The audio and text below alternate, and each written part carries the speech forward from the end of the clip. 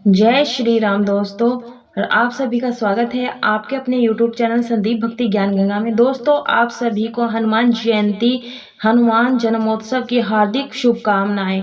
दोस्तों, आज की वीडियो में हम जानेंगे कि हनुमान जयंती पर किस प्रकार से पूजा करनी चाहिए। बिल्कुल सरल विधि से वो मैं आपके साथ शेयर करूंगी। कैसे हनुमान जन्मों वर्ष मनाए, कैसे हनुमान जी की पूजा अर्चना करें, किस विधि से करें। दोस्तों, हनुमान जी को स्वभाव अत्यंत दयालु है। इनका जन्म चैत्र मास के शुक्ल पक्ष की पूर्णिमा के दिन हुआ था, ऐसा शास्त्रों में बताया गया है। और आज के दिन कहीं कहीं लोग सत्यनारायण व्रत की कथा भी करवाते हैं, तो ये बेहद ही शुभ दिन होता है।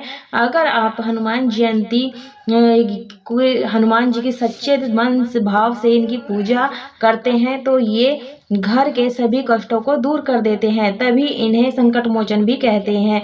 तो वीडियो को चलिए स्टार्ट करते हैं, और वीडियो अगर पसंद आती है तो लाइक शेयर जरूर कर लीजिएगा। तो इस प्रकार से हमें चौकी लेनी है। चौकी के ऊपर लाल आसन यानी लाल वस्त्र बिछाना है।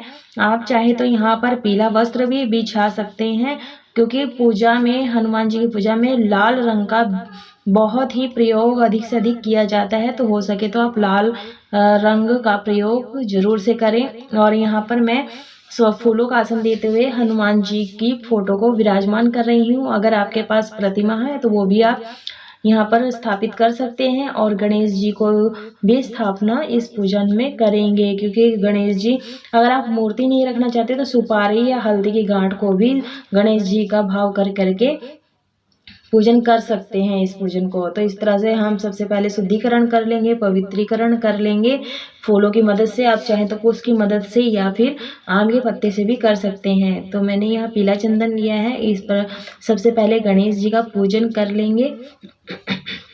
गणेश जी का पूजन करने से हमारे जो कार्य हैं वो विघ्न पूर्ण हो जाते, बिना विघ्न आए।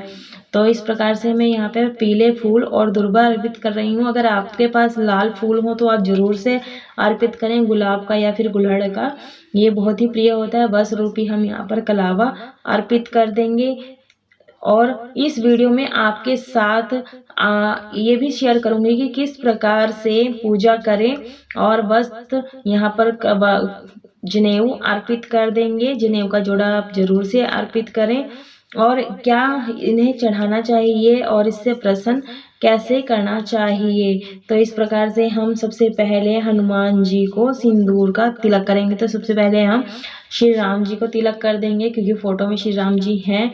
तो मैं सबसे पहले उनका पूजन करके उसके बाद ऑरेंज कलर का जिसे चोला चढ़ाया जाता है उसी से हम तिलक करेंगे। चोला स्त्रियां नहीं चढ़ाती हैं और ना ही लंगोट पहनाती हैं, तो ये काम पुरुष ही करते हैं। हमें सिर्फ तिलक ही लगाने होता है। तो इस प्रकार से हम सभी को अक्षत अर्पित कर देंगे। और ये बिल्कुल सरल विधि है, इसे आप जरूर से करें। और जब भी आप हनुमान जी की पूजा करें तो आप मन ही मन जय सिया राम बोलते हुए करें। ऐसा करने से हनुमान जी शीघ्र ही प्रसन्न होते हैं।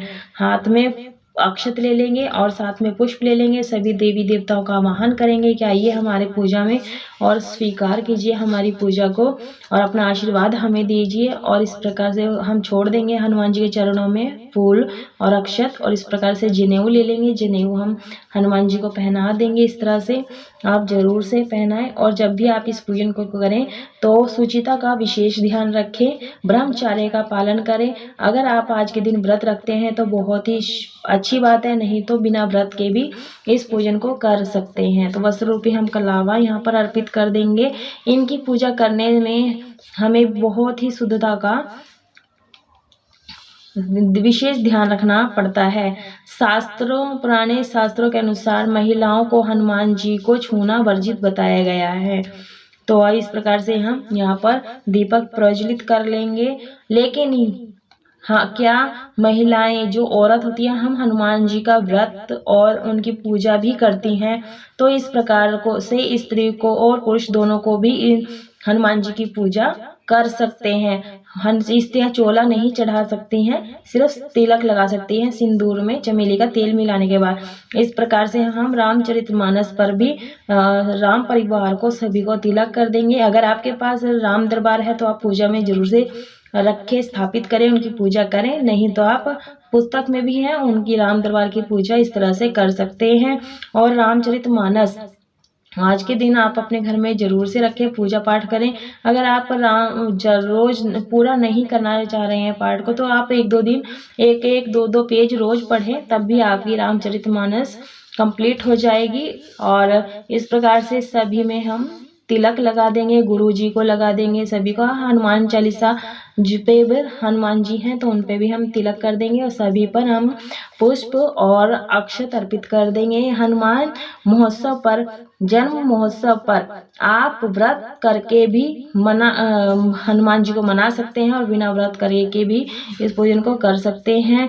और इस प्रकार से हमें हनुमान जी की विधिवत पूजन करना चाहिए। और ये पूजा आप सुबह सुबह में भी नहा धो के एकदम ब्रह्म मुहूर्त में नहीं करना है, मतलब सुबह सुबह 10-11 बजे के बीच में भी कर सकते हैं, नहीं तो शाम को भी कर सकते हैं। गणेश जी को जो हम भोग लगाएंगे वो सर्वप्रथम हम गणेश जी को भोग लगा देंगे, क्योंकि जब हम हनुमान जी को भोग लगाएंगे तो उसमें तुलसी पत्र डालेंगे, लेकिन हनुमान जी के गणेश जी के भोग में तुलसी पत्र नहीं डाला जाता है, वर्जित है। तो इस प्रकार से मैं उनका भोग सबसे पहले अलग निकाल दूंगी। उसके बाद हमें बनानी है मनोकामना पूर्ति करने के लिए पीपल के पत्ते की माला। तो मैंने यहाँ पर 11 पीपल के पत्ते लिए हैं। आप चाहें तो मंदार के पत्ते भी ले सकते हैं या फिर दोनों को मिक्स करके भी लगा सकते हैं। दोस्तों, अब हम हनुमान जी को पीपल के पत्तों की माला बनाना बताएंगे और बताएंगे किस तरह से बनानी है। तो इस प्रकार से इसे मनोती माला भी कहते हैं। यह माला बहुत ही खास होती है, चमत्कारी होती है। दोस्तों, ये जो पीपल के पत्ते हैं आप ये 9, 11, 15, 51 ले सकते हैं। आप अपनी मंदार के पत्ते भी ले सकते हैं। तो मैंने इस तरह से कलावा सुई में पिरो लिया था और माला हम पिरो लेंगे। जब तक आप इस माला को बनाते हैं तो आप राम नाम का जाप करते रहें। आप चाहें तो तुलसी के पत्ते की भी माला बना सकते हैं, इससे भगवान जल्दी ही प्रसन्न हो जाते हैं। राम जी का नाम लिखना है।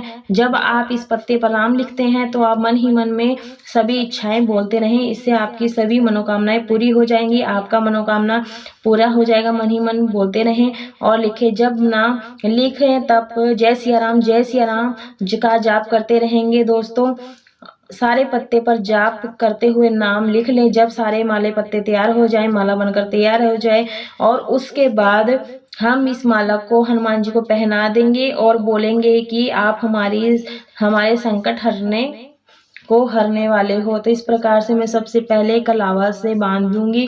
और जब भी आप इस माला को बनाएं तो मन ही मन में जय सिया राम, जय सिया राम या राम राम इस तरह मंत्र का उच्चारण कर लेंगे। मैं यहाँ सिंदूरी ऑरेंज कलर के सिंदूर का मैं यहाँ पर टीका लगा रही हूँ राम नाम का जाप करते हुए। और इस तरह से जब तक हम राम जी का नाम लेते रहते हैं तो हनुमान जी बहुत जल्दी प्रसन्न हो जाते हैं। अब हनुमान जी को इस माला को पहना देंगे और बोलेंगे कि आप हम ही मेरे संकट हरो और मेरे सभी संकटों को दूर करो, हमसे हमारे घर में सुख शांति बनाए रखो, मेरी कैसी भी दुख परेशानी हो वो दूर करो।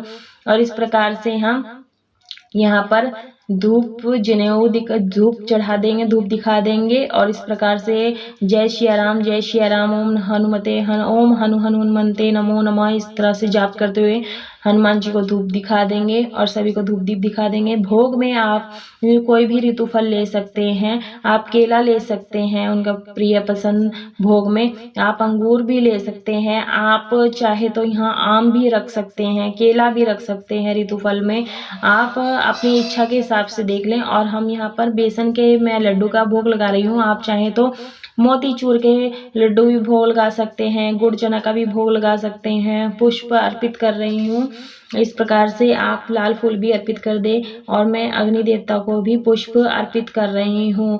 अब हनुमान जी के भोग में लाल प्रसाद यानी बूंदी ये बहुत ही विशेष होती है, हर मंगलवार को चढ़ाई जाती है, भोग लगाया जाता है। तो आप आज के दिन जरूर से बूंदी का भोग लगाएं और सिंदूरी कलर का तुलसी पत्र डाल करके।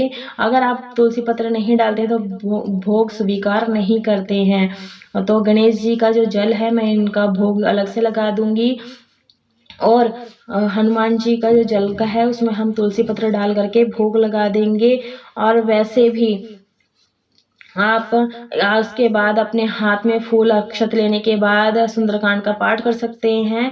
और आप सत्यनारायण व्रत की रामायण भी पढ़ सकते हैं। मैं यहाँ खरबूजे का भोग लगा रही हूँ। आप यहाँ केला, पपीता, जो भी आपके पास ऋतु फल हो वैसे भोग लगा सकते हैं। वैसे भी शनिवार और मंगलवार को सुंदरकांड का पाठ किया जाता है, का पाठ पढ़ी जाती है। उस घर में कोई भी परेशानी नहीं आती है।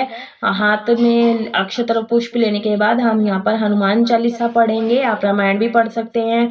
अगर आप सुंदरकांड का पूरा पाठ नहीं पढ़ सकते तो 1 या 2-3 पेज जरूर रोज पढ़ें। पढ़ना बेहद ही फलदायी होता है। हनुमान जी का दोहा आता है तो वो भी पढ़ सकते हैं। दक्षिणा आपने पूजा में इस तरह से हमें चालीसा पढ़नी है, दक्षिणा रखनी है। अंत में हम सबकी आरती करेंगे। आप आरती बाद में कर लीजिएगा। पहले हमने जो कथा या हनुमान चालीसा पढ़ी हाथ में बोल लेने के बाद वो हम भगवान के चरणों में अर्पित कर देंगे। उसके बाद हम अंत में आरती करेंगे। आप जय गणेश देवा, माता पार्वती, पिता महादेवा, इस तरह से आरती पूरी कर सकते हैं। और हनुमान चालीसा पढ़कर भी आरती कर सकते हैं, या फिर सिर्फ जय हनुमान जय हनुमान जय हनुमान करके भी आप इस आरती को कर सकते हैं। और दोस्तों हाथ जोड़ना है। आप इस तरह से पहले आरती कर लीजिए। आरती करने के बाद आप भगवान से मन ही मन में सिया राम जय जय राम इस तरह से बोलते रहें। अगर मंत्र नहीं आता है, अगर सिया राम जय राम बोलते रहेंगे तब भी भगवान प्रसन्न हो जाते हैं। जो भी हमने भोग सामग्री लगाई है उसकी हमें आचमनी करनी है। करने के बाद आप 3 बार 5 बार इस तरह से कर सकते हैं। उसके बाद हम पूरी की ही आचमनी कर लेंगे। चौकी के साथ ही पूजा पाठ सब की आचमनी कर लेंगे और भगवान से कहेंगे कि हमारी पूजा को स्वीकार कर लें और दक्षिणा जरूर से पूजा में निकालें, क्योंकि दक्षिणा देने से पूजा में जो भी त्रुटि हो जाती है, भूल चूक हो जाती है, उससे भगवान हमें क्षमा कर देते हैं, हमारी गलती को क्षमा कर देते हैं। हाथ जोड़ लें और प्रार्थना करें कि आप सभी के दुखों को दूर करो, हमारी मनोकामना पूरी करो। तो दोस्तों इस प्रकार से हनुमान जन्मोत्सव मनाया जाता है। बहुत ही सरल विधि है और बहुत ही कम पूजा सामग्री में आप इस पूजन को कर सकते हैं। तो दोस्तों जो जल या तुलसी वाला जल है ये हमें सभी को प्रसाद के रूप में दे देना है, जो हनुमान जी को भोग लगाया है। और जो भोग मैंने हनुमान जी को लगाए हैं वो सभी परिवारजन में हम बांट देंगे। दोस्तों अगर आप चाहते हैं कि आपकी मनोकामना जल्दी पूरी हो जाए तो तुलसी के पत्तों के 108 पत्ते लेकर के उस पर राम नाम लिख करके हनुमान जी को पहना दे। इससे हनुमान जी बहुत ही जल्दी प्रसन्न हो जाते हैं।